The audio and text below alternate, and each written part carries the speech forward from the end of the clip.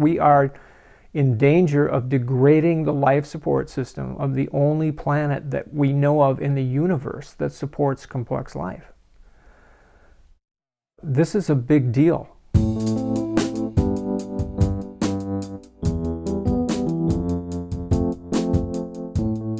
This is not some kind of theoretical, airy-fairy, cutting-edge science. This is based on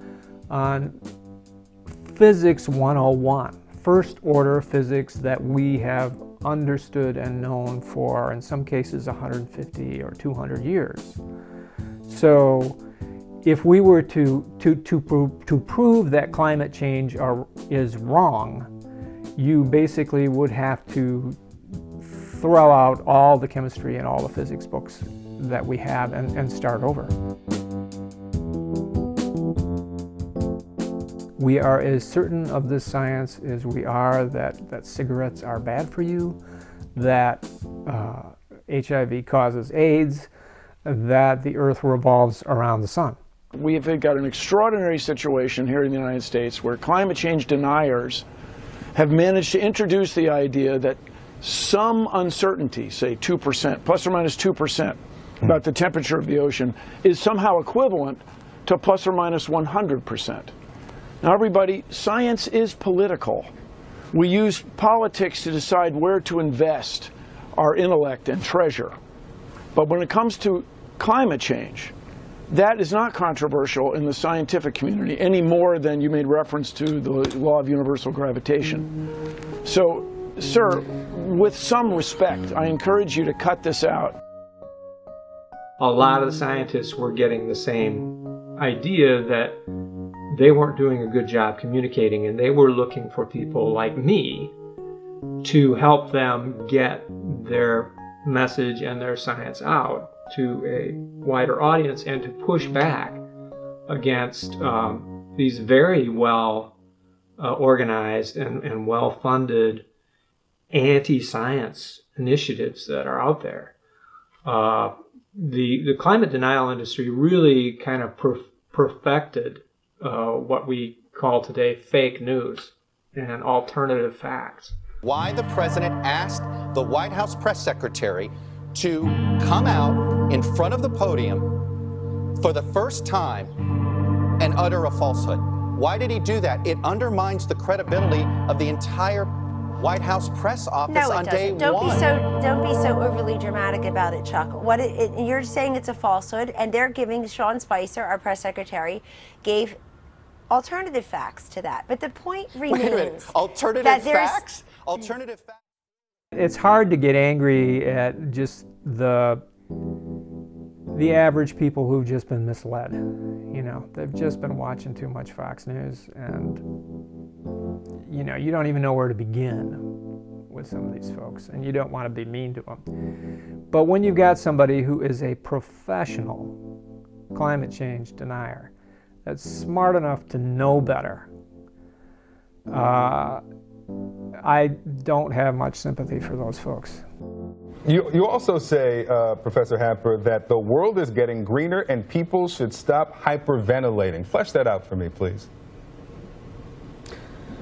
Well, there's this myth that's developed around carbon dioxide that it's a pollutant, but you and I both exhale carbon dioxide with every breath, so each of us emits about 2 pounds of carbon dioxide a day, so are we polluting the planet? Carbon dioxide is a perfectly natural gas. It's just like water vapor. It's something that plants love. They grow better with more carbon dioxide, and you can see the greening of the earth already from the additional carbon dioxide in the atmosphere. Bill, tell us what your reaction is to what he's saying there, and what's the most prolific misconception about climate change? What he claims to not understand is the rate. It's the speed at which we're adding carbon dioxide. And I will say, much as I love the CNN, you're doing a disservice by having one climate change skeptic and not 97 or 98 scientists or engineers concerned about climate change. Anymore, nobody says, well, how do you know cigarettes are bad for you?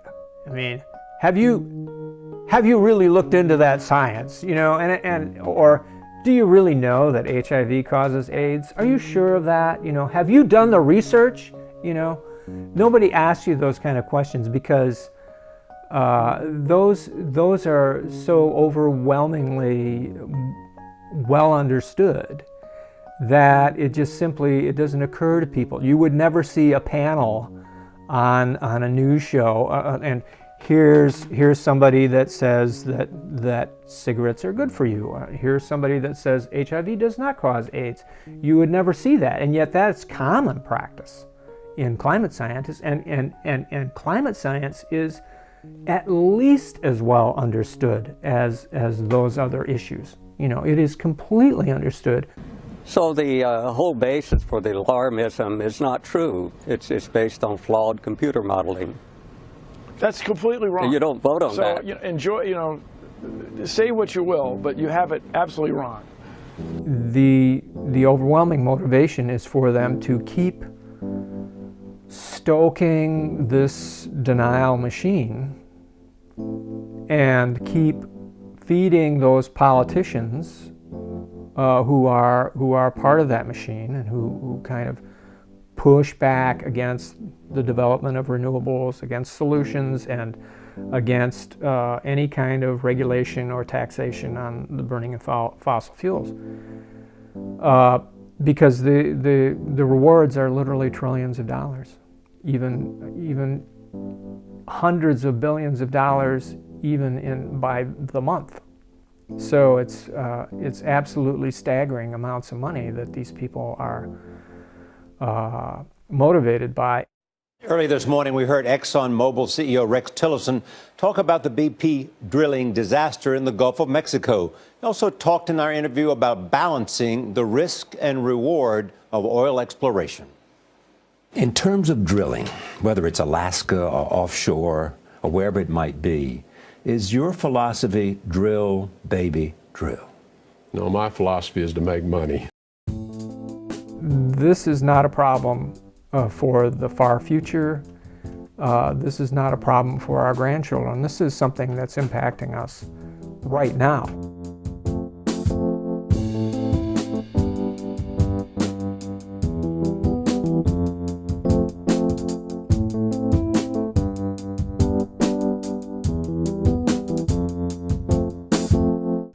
Tell somebody. Tell somebody that you're concerned about this.